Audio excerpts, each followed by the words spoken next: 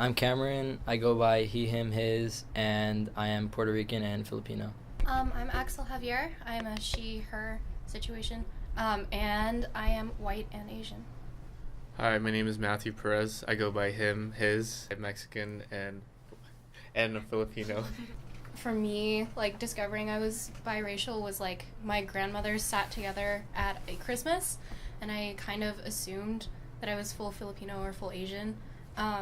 But surprise, I'm not. And I realized that when I was like 6 or 7, and one of my grandmothers had blue eyes and the other one had brown eyes. So I first realized I was biracial by just the different, the difference in cultures that my parents had. I always visited my mom's side, and she is Filipino. I just noticed a lot of the stuff in the house and the food that we eat is different from what my dad usually makes, and that's when I had an idea. I always knew that I was two different races, but like that's actually the big thing. I think it would be the same for me because growing up, like Cam said, like I have my mom's side where she would just like the cultural differences, it's just little things like you notice in terms of for example, like food. Also in a Filipino household, they're very family oriented. Not saying the Mexican family side of mine isn't, but I just noticed it's more homey in that sense. Also, yeah, definitely, like I said, food. Also,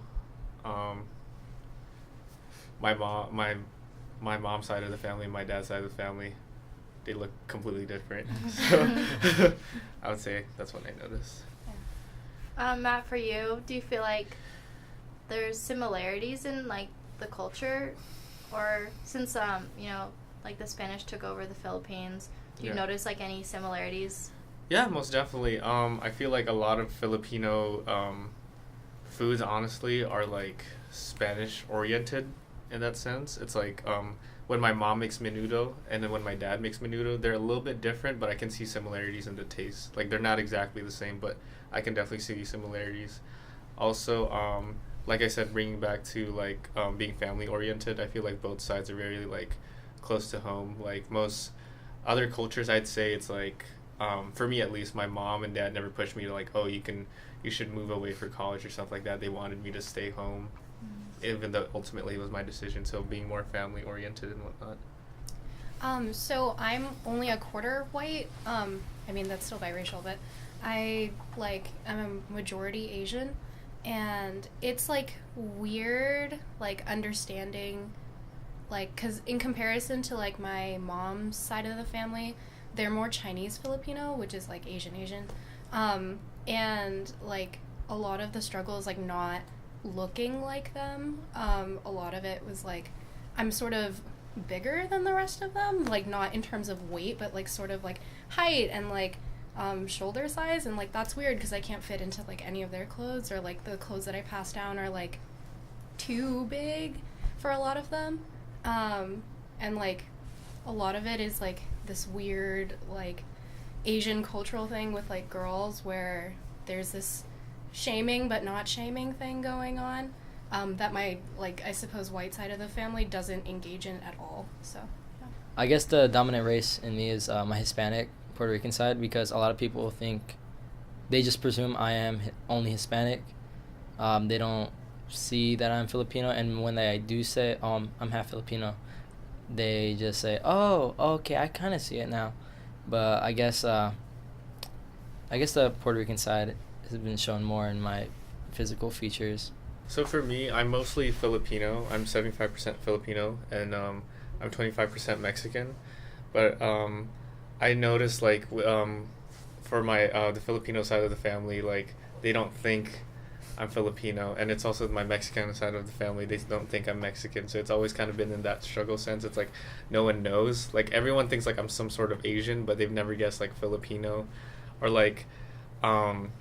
I've also get like a little bit of Spanish, but it's never like no one's ever like it's very rare when someone's like, oh, you're Mexican or this and that. So it's from both sides. No one really sees me as Filipino or Mexican. It's always like some other type of race or whatnot. I think it's interesting that you guys are both like 75% one and then like 25% the other. Yeah.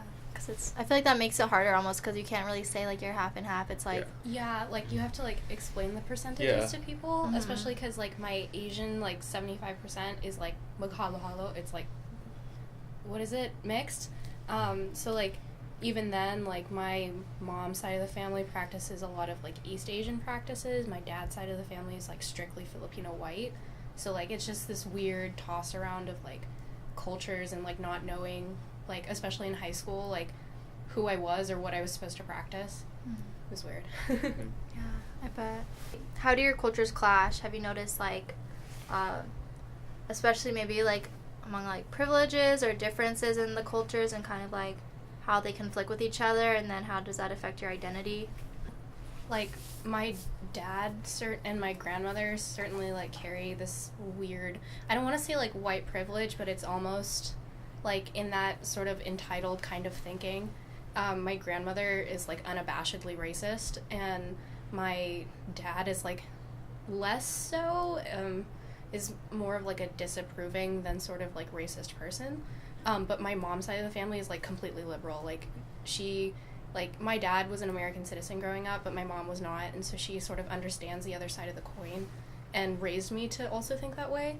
So like at times I sort of reject / like am very like ashamed of being part white, but it's, it is what it is. I relate to what you said, also because like I'm half white, half Filipino, and so with my dad, I guess my mom has always shown me like kind of more like a liberal thinking way of like treating everybody like kindly and not being racist and like being aware of like cultural appropriation and the things that you do. And so I used to be like growing up, like my family thought like that was kind of funny, or like me and my brother were like, Mom, like why are you being so sensitive, like that kind of stuff. But like now that I'm older, I realize like what she says has a point.